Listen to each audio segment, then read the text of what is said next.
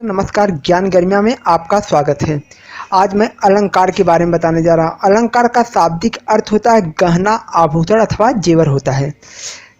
इसको शब्द के माध्यम से इसके सौंदर्य को दर्शाता है या काव्य या कविता को सुंदरता को दर्शाता है। और अलंकार का परिभाषा होता है काव्य की शोभा को बढ़ाने वाले तत्व को गहना, जेवर या आभूषण को अलंकार कहते हैं। यहाँ अलंकार स्वयं सुंदर नहीं होता है, जबकि सुंदर बढ़ाने का एक तत्व होता है और माध्यम होता है। और यहाँ गहना या आभूषण जाते हैं किसी माध्यम से एक शब्द की सुंदरता को दर्शाता है। अलंकार के दो भेद होते हैं, शब्द अलंकार, अर्थ अलंकार। शब्द अलंकार के माध्यम से कविता की सुंदरता में वृद्धि की जाती है, इसे शब्द अलंकार कहते हैं। और अर्थ अलंकार के माध्यम से कविता की सुंदरता में वृद्धि की जाती है, उसे अर्थ अलंकार कहते हैं। अर्थ अलंकार में उपमा अलंकार, अर्थ अलंकार में उपमा अलंकार, इसके तीन भेद होते हैं, समझ लो। उपमा अलंकार जब पंक्ति में योजक चिन्ह इसको ऐसे बोलते हैं दोस्तों, और ओरो उसके पीछे साथ से सी हो आदि लगा हो, उसे उपमा अलंकार कहते हैं।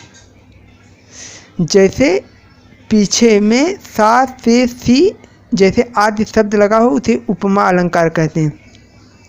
जैसे चाँद सा सुंदर मुख, नील गगन सा हृदय शांत सा हो रहा है, इसमें दोनों में यहाँ स लगा है और यहाँ भी स लगा है, यानी एक उपमा अलंकार है। रूपक अलंकार जब पंक्ति में दो शब्दों के बीच में योजक चिन्ह ए है दोस्तों, योजक चिन्ह आए और उसके पीछे सा से सी जैसे शब्द ना आए, इसमें साथ से आए और इसमें ना आए, तो उसे रूपक अलंकार कहते हैं। जैसे मुनि लोचन चकोर शशि राघव चरण रूपी कमल, इसमें साथ से सी शब्द नहीं आ रहे हैं, ये रूपक अलंकार हो गया दोस्तों। उत्प्रेक्षा अलंकार दोस्तों, अब इसके बारे में जान लेते हैं। तीसरा, जब पंक्ति में मानो मनु मनः जानो जनहु जनहु आए, तो उसे उत्प्रेक्षा अलंकार कहते हैं। जैसे लागत अवधि मायावनी भारी मनहु काल रति आरी, इसमें वनु शब्द आया है और जनहु भी आया है। मुख मानो चंद्रमा है। अतिशयोक्त अलंकार जहाँ किसी व्यक्ति वस्तु को बढ़ा चढ़ाकर वर्णन किया जाता है, तो उसे अतिशयोक्त अलंकार कहलाता है।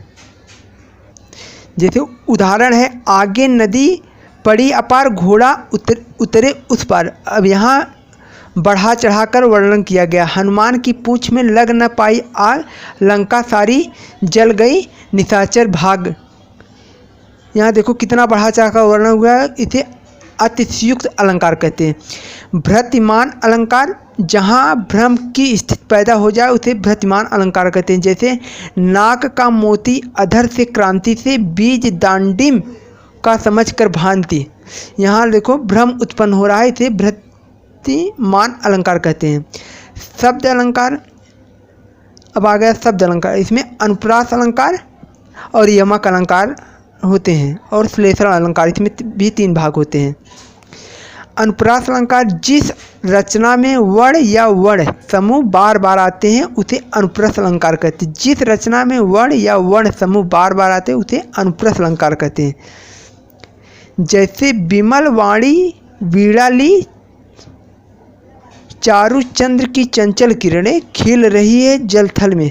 अभी लिखो वाणी और वीणा अलग अलग शब्द आ रहे हैं और इसमें चारु चंद मतलब दो बार शब्द आ रहे हैं, इसलिए अनुप्रास अलंकार हो जाएगा। यमक अलंकार जिस रचना में एक ही शब्द में दो या दो से अधिक बार और हर बार उसका अर्थ अलग हो, यमक अलंकार कहते हैं। इसमें क्या बोला है, जिस रचना में एक ही शब्द दो से अधिक बार आए और हर बार उसका अर्थ अलग हो, यमक अलंकार कहलाता है। जैसे उदाहरण, सजना मुझे सजना के लिए है, मतलब ये स्त्री बोल रही सजना है मुझे सजना के लिए, दोनों का अर्थ अलग अलग हो जा रहा है। ये सजना ये संवरने का है और ये सजना उसके आदमी या पति का के लिए है।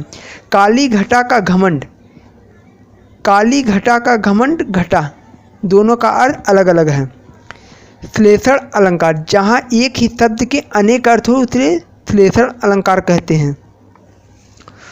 उदाहरण, रहीमन पानी राखिए बिन साबुन सुन, पानी गए न उबरे मोती मानुष चुन हो। ये हो गया श्लेषण अलंकार। दोस्तों मैं आज अलंकार के बारे में बताया और नमस्कार। वीडियो कैसा लगा लाइक करें, सब्सक्राइब करें। धन्यवाद दोस्तों।